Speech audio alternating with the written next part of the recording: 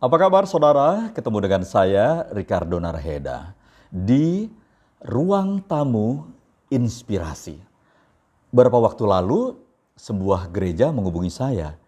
Mereka bilang, Pak Pendeta, kali ini kami tidak mengundang untuk khotbah. Tetapi kami sudah mulai melakukan ibadah bukan dengan live streaming, tapi dengan taping, direkam. Pak Pendeta pernah bilang kalau mau hasil terbaik dengan multicam. Karena ini gereja lumayan besar, kemudian saya usulkan waktu itu dengan kurang lebih 6-9 kamera. Kalau tidak ada peristiwa corona ini. Lalu mereka bilang waktu itu, untuk kali ini kami memulai dengan 6. Ustaz bilang, kenapa banyak sekali? Karena ada banyak spot, ada choirnya, ada musisi, tim musisinya, dan banyak lagi muncul di sana. Oke, tak bilang.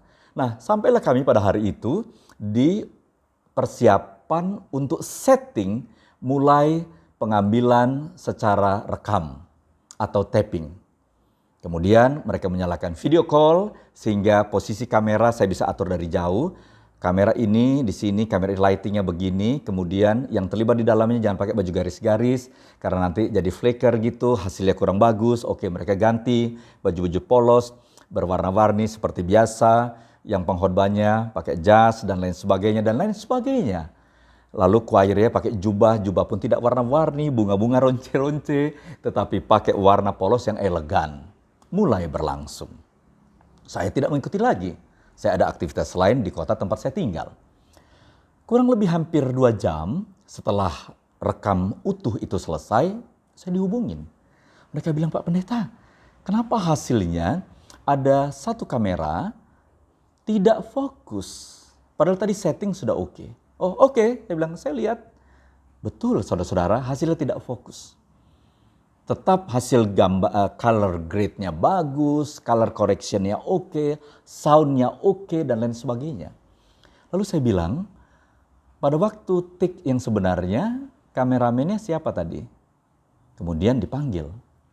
Lah, waktu dia video call, bertatap-tatap dengan saya, hasil dari dengan video call, saya bilang, Pak, Bapak ini sebenarnya pakai kacamata ya, tapi kali ini dilepas ya. Iya, saya bisa pakai kacamata. Maaf, pada waktu taping tadi, hasil rekaman, apakah Bapak pakai kacamata? Enggak, kata dia. Kenapa? Keringetan, kata dia. Lalu di view rendernya, tempat ngintipnya itu, apakah Bapak atur? Kan itu ada bisa dengan alatnya, plus berapa, min berapa mata kita. Saya bilang, saya enggak atur. Oh oke, saya mengerti. Kemudian saya panggil untuk produser dadakan di gereja itu, saya bicara. Saya menemukan hasil terakhirnya. Jadi sempat dianalisa bahwa mungkin kerusakan kamera itu dan lain sebagainya. Lensanya kotor dan lain sebagainya. Saya bilang, saya menemukan. Tapi mata kameramennya tidak fokus. Wow, kita menemukan itu. Nah, saudara-saudara, di ruang tamu inspirasi ini, saya mengajak Anda untuk melihat di bagian firman Tuhan Matius pasal 6 ayat 22. Mata adalah pelita tubuh. Jika matamu baik, teranglah seluruh tubuhmu. Jika matamu jahat, ayat 23, gelaplah seluruh tubuhmu. Jadi, jika terang yang ada padamu gelap, betapa gelapnya kegelapan itu. Secara serius bagian firman Tuhan ini, saya coba lihat di teks asli dan lain sebagainya, ada beberapa gambaran, ada beberapa sepertinya artificial, tapi ternyata tidak. Ini bicara tentang mata tubuh. Oh, thanks God. Bible, Alkitab, membicarakan tentang mata bukanlah sesuatu yang sederhana.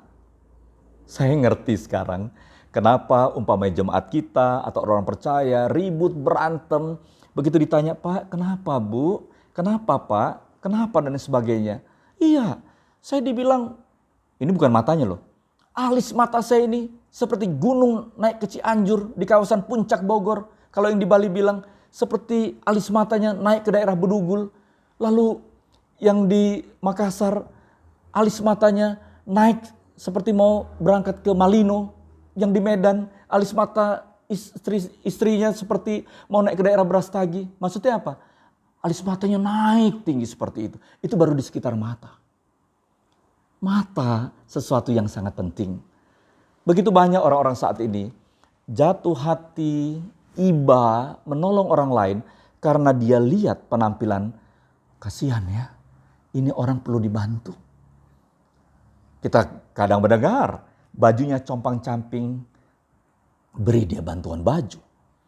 Rumahnya ya bocor, bukan karena musim hujan, tapi musim kemarau kita lihat, wow, gentengnya bocor-bocor karena mata. Dan begitu banyak hal, orang bilang umpamanya silap mata. Wow, mobilnya keren banget.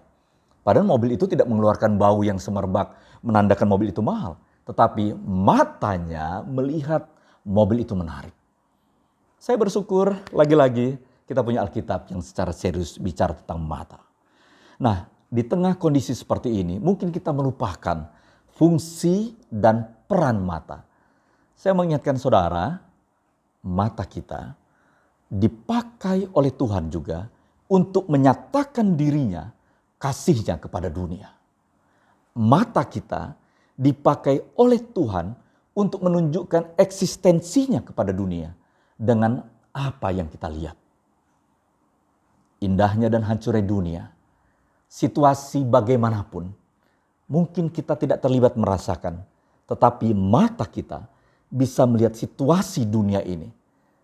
Bapak, Ibu, Saudara tentu memiliki penilaian sendiri tentang bagaimana dunia ini dengan mata. Dan disitulah Tuhan sedang menyatakan dirinya dengan apa yang Bapak, Ibu lihat.